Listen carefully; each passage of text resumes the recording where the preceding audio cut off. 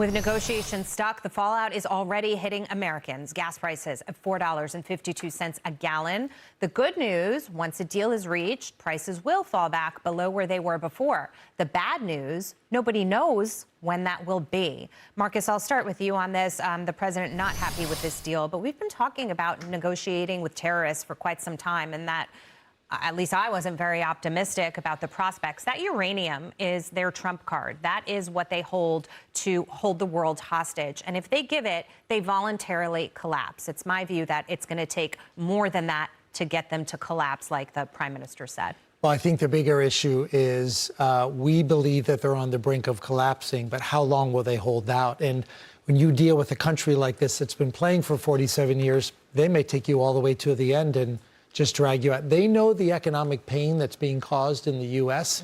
At least they believe that that's what they're doing. I think they're playing it wrong because the economy still seems to be moving. Okay, the president talking in the Oval Office right now, and we have some sound on the latest with respect to where he stands on this as decisions are being made. Let's listen. I would say the ceasefire is on massive life support, where the doctor walks in and says, "Sir, your loved one has approximately a 1% chance of living." Okay, massive life support for this ceasefire deal, Brian. And also, you've got a supreme leader over there that's pretty much MIA as far as it seems. And people have to wonder, you know, who is calling the shots? I think it's very fragmented, and that's part of the problem, that they can't come to terms on their own internally to be able to, you know, come to the table respectively with the United States. It seems like if there's somebody calling the shots, it's like the IRGC wing of this thing, right? It does not seem like this is whoever it was that the president said was interested in making a deal, excited to make a deal, just about ready to make a deal. Those people don't seem to be the people at the table. The negotiation isn't bearing much fruit, as far as I can tell. And I kind of wonder, and maybe the president is done with it. He said it's a 1% chance a ceasefire holds. So it sounds like maybe he's done. I don't see the rationale in kind of going down the current path with these guys on the negotiation. My favorite move of the past many weeks was when we announced Project Freedom, because I think it neutralizes Iran's leverage. And to your great point, and I think Iran is totally banking on U.S. discontent. If you do Project Freedom somehow, and you can do it well, and you can get ships moving out, good guy ships moving out, good guy ships moving in, it helps bring down oil prices, gas prices, and it makes the pain at home a little less severe. So, we abandoned that to do this negotiation process, negotiating going nowhere, Jackie. So to me, it would make a lot of sense to go back to Project Freedom and just say our main focus is to get our ships in and out, good guy ships in and out, cut you off. If it takes 3 months for you to crumble, fine. The world goes on and you crumble in 3 months. If it takes 3 weeks, fine. We can't control that, but we can try to control our own situation vis-a-vis energy. Okay, and my understanding is that the president is considering restarting Project Freedom. This is all moving fast. If something has changed, correct me if I'm wrong. But Dagan, it really does come down to the strait being opened, and I was wondering why that pause was in place anyway last week. Right. President Trump told Fox News' John Roberts in some comments that he is considering renewing Project Freedom. Only this time, escorting ships through the strait would only be a piece of it. But a decision has not yet been made.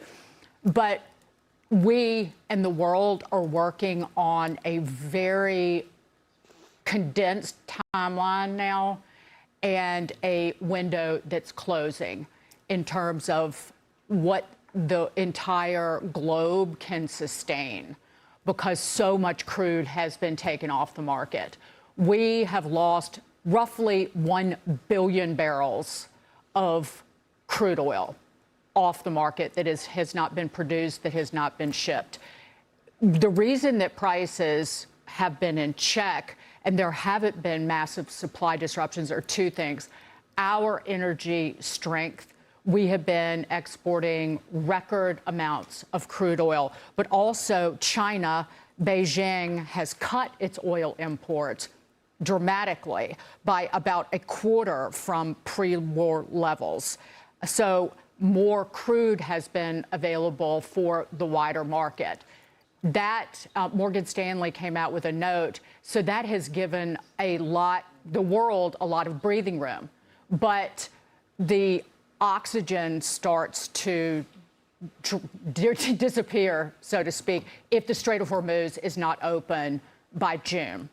Another problem, so the window keeps ticking, and then you start looking at skyrocketing prices to curb demand and a global recession in a matter of months, which the U.S. would potentially be pulled into.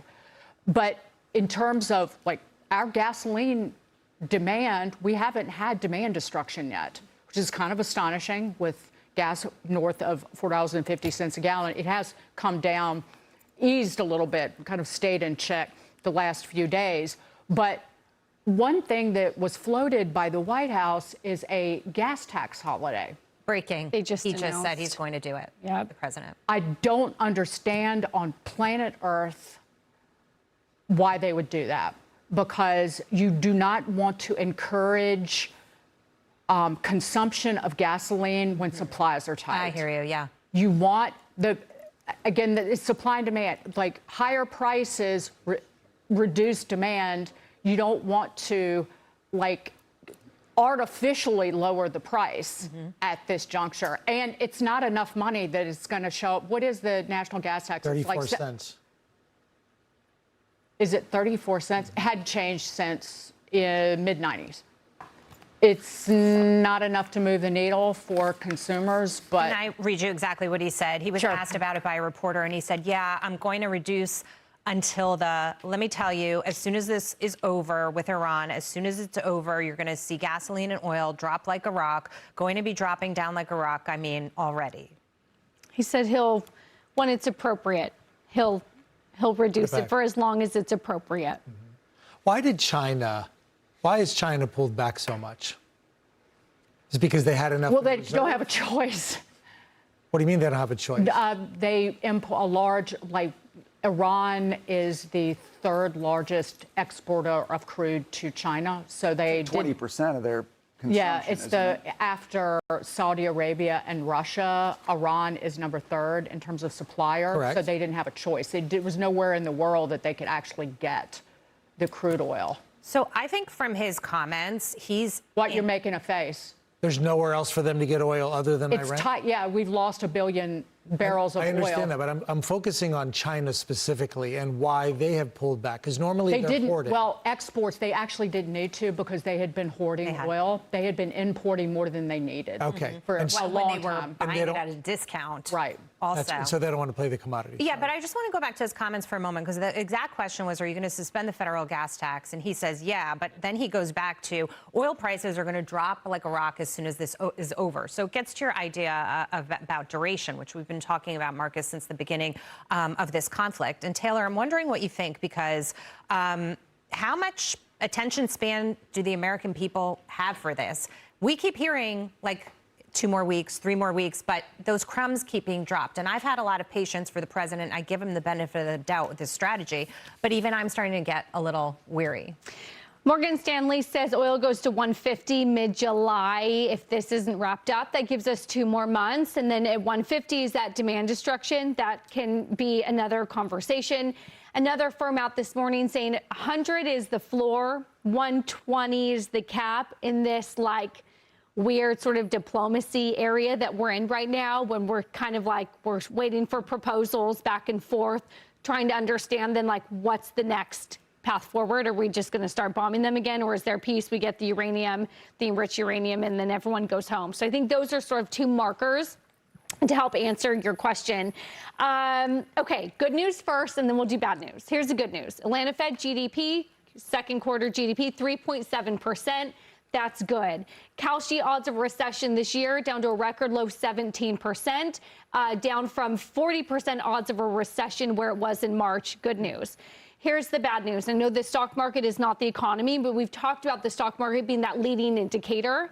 And then kind of underneath the surface, there are some things underneath this rally that are just giving me some pause. Here's a few of them.